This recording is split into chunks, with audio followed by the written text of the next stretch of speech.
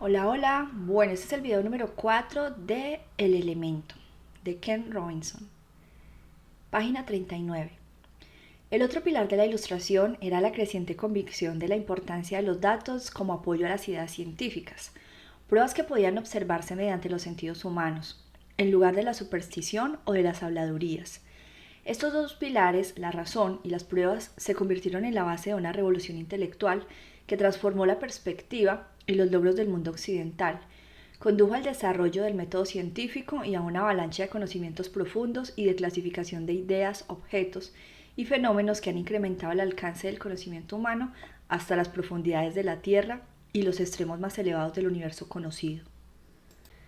También llevó a espectaculares avances en la tecnología práctica, los cuales dieron lugar a la revolución industrial y al dominio supremo de estas formas de pensamiento en la erudición, la política, el comercio y la educación. La influencia de la lógica y de las pruebas se extendió más allá de las ciencias duras. Configuraron asimismo las teorías normativas de las ciencias humanas, incluidas la psicología, la sociología, la antropología y la medicina. A medida que la educación pública fue desarrollándose durante los siglos XIX y XX, se basó también en estas recientes ideas predominantes sobre el conocimiento y la inteligencia. Según se extendía la educación a toda la sociedad para cumplir con las crecientes exigencias de la revolución industrial, también surgió la necesidad de crear formas rápidas y fáciles de selección y valoración. La nueva ciencia de la psicología estaba disponible con nuevas teorías acerca de cómo se podía examinar y medir la inteligencia. En la mayoría de los casos se definió la inteligencia desde el punto de vista del razonamiento verbal y matemático. Estos procesos también se utilizaron para cuantificar los resultados. La idea más significativa en medio de todo esto fue la del coeficiente intelectual, entre paréntesis, CI. Así es como acabamos pensando en la verdadera inteligencia en términos propios del análisis lógico, creyendo que las formas racionalistas de pensamiento eran superiores a los sentimientos y a la emoción, y que las ideas que en realidad cuentan son las que pueden comunicarse con palabras o mediante expresiones matemáticas. Además, creímos que podíamos cuantificar la inteligencia y confiar en los tests del coeficiente intelectual o en pruebas estandarizadas como el SAT, para identificar quién es verdaderamente inteligente y digno de un trato destacado. Irónicamente, Alfred Binet, uno de los creadores del test del coeficiente intelectual, pretendía que el test sirviera precisamente para todo lo contrario. De hecho, en un principio lo diseñó por encargo del gobierno francés para identificar a niños con necesidades especiales para que pudiesen recibir una educación adecuada. No lo proyectó para identificar grados de inteligencia o valores mentales. De hecho, Binet afirmó que a la escala que había creado no permitía la medición de la inteligencia porque las características intelectuales no son idénticas y por consiguiente no pueden medirse tal como se mide una superficie. Tampoco pretendió insinuar que una persona no podía llegar a ser más inteligente con el paso del tiempo. Algunos pensadores recientes, dijo, han afirmado que la inteligencia que tiene cada persona es una cantidad fija, una cantidad que no puede aumentar. Debemos protestar y reaccionar contra este brutal pesimismo. Debemos intentar demostrar que no es fundamental en nada, que no se fundamenta en nada. Aún así, los pedagogos estadounidenses y los psicólogos llevaron los resultados de los tests del coeficiente intelectual y continúan llevándolos a un extremo absurdo. En 1916, Lewis Terman en la Universidad de Stanford publicó una revisión del test del coeficiente intelectual de Binet, conocido como el test de Stanford-Binet. Hoy en día, en su quinta versión, es la base de los tests del coeficiente intelectual modernos. Sin embargo, es interesante resaltar que Terman tenía una visión tristemente radical de las capacidades humanas. Estas son sus palabras del libro The Measurement of Intelligence. Entre los hombres de la clase trabajadora y las criadas hay miles de ellos que son más débiles mentales. Son los siervos que cortan la leña y sacan el agua para la casa. Josué 9:23. Con todo, en el concerniente a la inteligencia, los test han dicho la verdad. Por mucha instrucción escolar que reciban, nunca se convertirán en votantes inteligentes ni cualificados en el verdadero sentido de la palabra. Terman tuvo un papel activo en una de las etapas más oscuras de la educación estadounidense y del orden público. Tal vez no hayas oído hablar de ello porque la mayoría de los historiadores prefieren no mencionarlo, como tampoco hablarían de una tía loca o de un desafortunado incidente relacionado con la bebida en sus años universitarios. El movimiento eugenésico buscó descalificar a sectores enteros de la población, sosteniendo que rasgos como la criminalidad y la pobreza eran hereditarios y que era posible identificarlos mediante pruebas de inteligencia. Quizá la afirmación más horrible del movimiento era la idea de que todos los grupos étnicos, incluidos los europeos del sur, los judíos, los africanos y los latinos, entraban en esas características. Terman escribió: el hecho de que nos encontremos tan a menudo a este tipo entre los indios, los mexicanos y los negros anuncia de forma bastante drástica que la cuestión de las diferencias raciales en lo referente a las características mentales tendrá que volver a estudiarse y mediante métodos experimentales. Deberá separarse a los niños de estos grupos en clases especiales y tendrán que dárseles una enseñanza concreta y práctica. No pueden ser maestros en nada, pero a menudo se puede hacer de ellos obreros eficientes, capaces de cuidar de sí mismos. Hoy día, no hay ninguna posibilidad de convencer a la sociedad de que no debería permitirse que se reprodujeran, pero desde un punto de vista eugenésico, constituye en un grave problema debido a su extraordinariamente prolífica reproducción. En realidad, el movimiento logró ejercer presión a favor de las leyes de esterilización involuntaria en 30 estados estadounidenses. Eso significa que el Estado podía castrar a las personas que estuvieran por debajo de un determinado coeficiente intelectual sin que contara su opinión. El hecho de que al final todos los estados revocaran las leyes es un triunfo del sentido común y la compasión, pero que ellas leyes existieran es una demostración aterradora de lo peligrosamente limitado que es cualquier test estándar a la hora de calcular la inteligencia y la capacidad de aportar algo a la sociedad. Los test de coeficiente intelectual pueden llegar a ser cuestión de vida o muerte. Un criminal que haya cometido un delito capital no está sujeto a la pena de muerte si su coeficiente intelectual está por debajo de 70.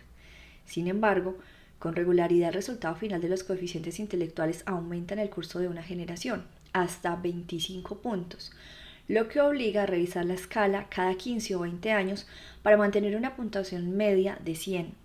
Por tanto, cualquiera que cometa un delito capital tiene mayor probabilidad de ser ejecutado en el principio de un ciclo que al final. Eso es darle una importancia terrible a un único test. Las personas también pueden mejorar su puntuación mediante el estudio y la práctica. Hace poco leí el caso de un preso que estaba en el corredor de la muerte, pero al que solo habían condenado a cadena perpetua. No fue la persona que apretó el gatillo, aunque había estado implicado en un robo en el que murió una persona y que llevaba 10 años en la cárcel. Durante su condena realizó varios cursos. Cuando se le volvió a hacer el test, su coeficiente intelectual había aumentado más de 10 puntos, lo que significaba que podía ser ejecutado. Por supuesto, la mayoría de nosotros nunca nos encontraremos en una situación en la que se decidan esterilizarnos o ponernos una inyección letal a causa de nuestro coeficiente intelectual. Pero considerar esos extremos nos permite formular algunas preguntas importantes a saber: ¿qué son estos números? ¿Qué dicen realmente de nuestra inteligencia? La respuesta es que los números indican en gran medida la habilidad de una persona para hacer un test de cierto tipo de razonamiento matemático y verbal. Dicho de otro modo, miden cierto tipo de inteligencia, no toda la inteligencia. Y como antes se indicó, la base continúa cambiando para adaptarse a las mejores del conjunto de la población con el paso del tiempo. Nuestra fascinación por el coeficiente intelectual se deriva de nuestra fascinación y dependencia por los exámenes estandarizados de nuestras escuelas. Los profesores pasan gran parte del año escolar preparando a sus estudiantes para los exámenes estatales que los determinarán todo, desde la colocación de los alumnos en clase durante el curso siguiente hasta la financiación que recibirá el colegio. Desde luego, estos exámenes no consideran las habilidades especiales del niño ni sus necesidades, y tampoco las de la escuela, pero tienen un tremendo poder de influir en el destino académico del alumno. El examen estándar que en la actualidad tiene mayor impacto en el futuro académico de un niño en Estados Unidos es el SAT. Curiosamente, Carl Brigham, el inventor del SAT, también era eugenista. Concibió el test para las Fuerzas Armadas, aunque hay que decir que a su favor que 5 años después lo repudió y renegó al mismo tiempo de los eugenistas. Sin embargo, a estas alturas, Harvard y otras escuelas de la Ivy League ya habían empezado a utilizarlo para evaluar a los solicitantes. La mayoría de las universidades estadounidenses hace casi 7 décadas que lo utilizan, o uno parecido. como parte fundamental de sus procesos de selección, aunque algunos centros están empezando a depender menos de ellos. El SAT es en muchos sentidos el parámetro para ver qué es lo que no nos funciona en los test estandarizados. Solo mide cierto tipo de inteligencia, lo hace de manera totalmente impersonal. Trata de hacer suposiciones generales sobre el potencial universitario de un enorme y variado grupo de adolescentes como si fuera apropiado para todo el mundo y obliga a los alumnos de secundaria a pasar cientos de horas preparándose a expensas del estudio escolar o de otras actividades. John Kasman, fundador de Princeton Review, realiza esta crítica mordaz. Lo que hace que el SAT sea malo es que no tiene nada que ver con lo que los chicos aprenden en el instituto. Por consiguiente, crea una especie de sombra sobre el plan de estudios que no favorece ni a los objetivos de los educadores ni a los estudiantes. Nos han vendido el SAT como si fuera una poción milagrosa. Media la inteligencia, verifica la GPA, nota media de los institutos, y predecía las calificaciones de las universidades, pero la verdad es que nunca ha conseguido lograr las dos primeras y no ha hecho un trabajo particularmente bueno en la tercera. Sin embargo, los estudiantes a los que no se les da bien los exámenes o que no son especialmente buenos en el tipo de razonamiento que evalúa el SAT, pueden llegar a ver comprometido su futuro universitario porque hemos aceptado que la inteligencia viene acompañada de un número. Se trata de una idea tiránica y se extiende mucho más allá del mundo académico. ¿Te acuerdas de la curva acampanada de la que hablábamos antes? Aparece cada vez que le pregunto a alguien lo inteligente que cree ser, porque hemos acabado definiendo la inteligencia con un margen demasiado estrecho. Creemos saber la respuesta a la pregunta, ¿cómo eres inteligente? ¿Cómo eres de inteligente? Sin embargo, la verdadera respuesta es que la pregunta está mal planteada. ¿De qué modo eres inteligente? La pregunta correcta es esta. La diferencia con la anterior es abismal. El cómo indica que hay una forma limitada de medir la inteligencia y que el valor de la inteligencia de todas las personas se puede reducir a una cifra, a algún tipo de cociente. El de qué modo apunta a una verdad que no reconocemos como deberíamos, que hay diferentes maneras de expresar la inteligencia y que ninguna escala puede medirlas. La naturaleza de la inteligencia siempre ha sido un tema controvertido, especialmente entre los muchos especialistas que se pasan la vida pensando en ella. Disienten acerca de qué es, quién la tiene y cuánta hay disponible por ahí. En un estudio que se realizó en Estados Unidos hace unos años, una serie de psicólogos intentaron definir la inteligencia escogiendo y comentando entre una lista de 25 atributos. Solo 3 de ellos fueron mencionados por un 25% o más de los encuestados. Tal como lo expresó uno de los comentaristas, si pidiésemos a los especialistas que describiesen en qué se diferencian las setas comestibles de las venenosas y respondiesen de este modo, tal vez fuera prudente evitar la cuestión por completo. Siempre ha habido críticas. En estos últimos años han aumentado en número y fuerza a las definiciones de la inteligencia que solo se basan en el coeficiente intelectual.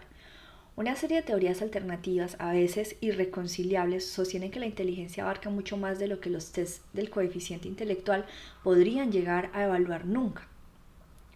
Howard Gardner, profesor de psicología de la Universidad de Harvard, ha sostenido con gran éxito que tenemos no una, sino múltiples inteligencias. Estas incluyen inteligencia lingüística, musical, matemática, espacial, kinestésica, interpersonal, relaciones con los demás, e intrapersonal, conocimiento y comprensión de uno mismo. Afirma que estos tipos de inteligencia son más o menos independientes entre sí y que no hay una más importante que otra, aunque puede que algunas sean dominantes y otras latentes. Mantiene que todos tenemos distintos puntos fuertes en diferentes inteligencias y que la educación debería tratarlas por igual para que todos los niños tuviesen la misma oportunidad de desarrollar sus habilidades individuales. Robert Sternberg es profesor de psicología en la Universidad de Tufts y antiguo presidente de la American Psychological Association. Es desde hace tiempo crítico con los métodos tradicionales de las pruebas de inteligencia y el coeficiente intelectual. Sostiene que hay 3 tipos de inteligencia: la inteligencia analítica, que consiste en la habilidad para solucionar problemas utilizando las aptitudes académicas y para realizar los tests convencionales del coeficiente intelectual; la inteligencia creativa, que sería la habilidad para enfrentarse a nuevas situaciones y encontrar soluciones originales; y la inteligencia práctica, la habilidad para enfrentarse a los problemas y desafíos de la vida diaria. El psicólogo y autor de bestsellers Daniel Goleman ha sostenido en sus libros que hay una inteligencia emocional y una inteligencia social, ambas fundamentales para llevarnos bien con nosotros mismos y con el mundo que nos rodea. Robert Cooper, autor de Aprenda a utilizar el otro 90%, mantiene que no deberíamos entender la inteligencia como algo que ocurre solo en el cerebro que tenemos dentro del cráneo. Habla del cerebro del corazón y del cerebro del intestino. Siempre que tenemos una experiencia directa, dice, esta no va directamente al cerebro, se halla en el interior de nuestra cabeza. Se dirige primero a las redes neurológicas del tracto intestinal y del corazón. Describe la primera de ellas, el sistema nervioso entérico, como un segundo cerebro dentro de los intestinos, que es independiente pero que también está interconectado con el cerebro del cráneo. Sostiene que esta es la razón por la que a menudo nuestra primera reacción ante un acontecimiento es una reacción intestinal. Seamos o no conscientes de ello, dice, nuestras reacciones intestinales configuran todo lo que hacemos. Otros psicólogos y personas que realizan pruebas de inteligencia se preocupan por este tipo de ideas. Dicen que no hay pruebas cuantificables que demuestren su existencia. Puede ser, pero nuestra experiencia cotidiana evidencia que la inteligencia humana es diversa y polifacética. Basta observar la extraordinaria riqueza y complejidad de la cultura humana y sus logros. Formular todo esto en una sola teoría sobre la inteligencia, con 3, 4, 5 o incluso 8 categorías distintas, es problema de los teóricos. Por ahora, la prueba de una verdad básica de la habilidad humana está por todas partes. Pensamos sobre nuestras experiencias en todas las formas posibles. También está claro que todos tenemos fuerzas y aptitudes naturales diferentes. Ya mencioné que no tengo una habilidad especial para las matemáticas. En realidad, no tengo ninguna. Alexis Lemaire, en cambio, sí la tiene. Lemaire es un estudiante francés que está realizando su doctorado sobre la inteligencia artificial. En 2007 reivindicó el récord mundial por calcular mentalmente la raíz treceava de un número aleatorio de 200 cifras. Lo hizo en 72.4 segundos. En el caso de que, como yo, no esté seguro de lo que esto quiere decir, déjame que te lo explique. Alexis se sentó delante de un ordenador que había generado aleatoriamente un número de 200 cifras y lo mostraba en la pantalla. El número llenaba más de 17 líneas. Era un número muy grande. Lo que Alexis tenía que hacer era calcular en su cabeza la raíz treceava de ese número. Esto es, el número que multiplicado por sí mismo 13 veces daría el número exacto de 200 dígitos de la pantalla. Clavó los ojos en la pantalla sin hablar y entonces anunció correctamente que la respuesta era... es muy largo. 23972076679666701 porque no se vaya millones, billones y todo el cuento. Recuerda que lo hizo en 72.4 segundos mentalmente. Lemaire realizó esta hazaña en el Hall of Science de Nueva York. Llevaba años trabajando en ese reto y su mejor marca hasta entonces había sido unos lentos 77 segundos. Después contó a la prensa: el primer dígito es muy fácil, el último dígito es muy fácil, pero los números que hay en medio son muy difíciles. Utilizó un sistema de inteligencia artificial que aplicó a mi propio cerebro en lugar de a un ordenador. Creo que la mayoría de la gente puede hacerlo, pero también es verdad que mi mente funciona a gran velocidad. A veces mi cerebro funciona muy rápido. Con el fin de mejorar mis habilidades, utilizo un proceso para que mi cerebro funcione como un ordenador. Es como ejecutar un programa en mi cabeza que controle el cerebro. Y añadía: a veces cuando hago multiplicaciones mi cerebro funciona tan rápido que tengo que medicarme. Creo que cualquiera que tenga un cerebro más lento también puede hacer este tipo de multiplicaciones, pero tal vez sea más fácil para mí porque mi cerebro es más rápido. Lemaire practica las matemáticas con regularidad para poder pensar más rápido, hace ejercicio, no toma ni cafeína ni alcohol y evita las comidas con alto contenido en azúcares o grasa. Su experiencia con las matemáticas es tan intensa que de vez en cuando tiene que tomarse un respiro para que su cerebro descanse. De lo contrario, cree que existe el peligro de que demasiadas matemáticas puedan ser nocivas para su salud y su corazón. Yo también he creído siempre que demasiadas matemáticas pueden ser perjudiciales para mi salud y mi corazón, pero por razones muy distintas. De modo sorprendente, al igual que a mí, a Lemaire las matemáticas no se le dieron especialmente bien en el colegio, aunque las comparaciones entre ambos acaben ahí. No era el mejor en matemáticas de su clase y fundamentalmente aprendió él solo con los libros.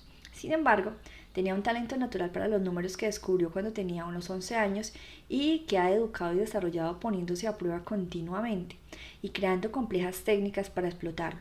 Pero la base de todos estos logros se encuentra en una habilidad única y personal, combinada con una gran pasión y mucho compromiso.